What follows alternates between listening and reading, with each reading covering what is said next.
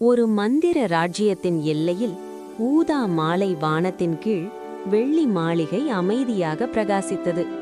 அந்த மாளிகையில் ஒரு இளம்பெண் வாழ்ந்தாள்.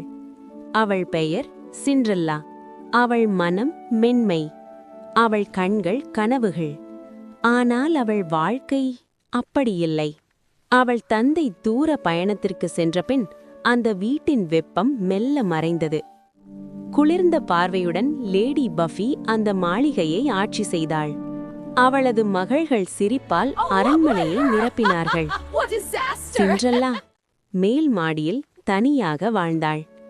தூசியும் அமைதியும் தான் அவளின் தோழிகள். ஆனால் இருளிலும் நம்பிக்கை இருந்தது. நிலவொளி அவளது ஜன்னல் வழியாக வந்தது. காற்று அவளது தலைமுடியை மெதுவாக வருடியது. வெளியில் அவளது அம்மா நட்ட ஹேசல் நட் மரம் நிலவொளியில் ஒளிர்ந்தது. ஒரு நாள் அரச அறிவிப்பு முழங்கியது. இளவரசர் லியோவுக்காக பெரிய நடன விழா. அனைத்து இளம் பெண்களும் அழைக்கப்பட்டனர். சிண்ட்ரெல்லாவின் இதயம் துடித்தது. ஆனால் அவள் செல்ல அனுமதியில்லை. மீண்டும் சாம்பல்தான். அந்த இரவு நிலவின் கீழ் அவள் மரத்தின் அருகில் நின்றாள். அவளது கண்ணீர் அமைதியாக விழுந்தது. அப்போது மரத்தின் வேர்களிலிருந்து நீல ஒளி எழுந்தது. அந்த ஒளியிலிருந்து தோன்றினாள் ஃபேரி லீபெல்.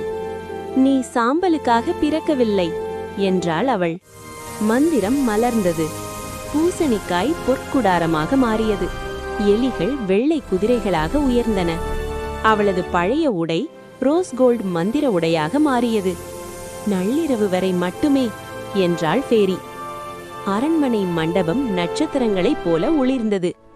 அவள் உள்ளே வந்தபோது எல்லோரும் அமைதியாகிவிட்டனர். அவள் அழகுக்காக அல்ல, அவள் அமைதிக்காக. இளவரசர் அவளை பார்த்தவுடன் உணர்ந்தார். அவர்கள் நடனமாடினர். நேரம் நின்றது போல. ஆனால் கடிகாரம் 12 அடித்தது. அவள் ஓடினாள். ஒரு கண்ணாடி செருப்பு விழுந்தது. அடுத்த நாள் இளவரசர் அந்த செருப்புடன் தேடினார்.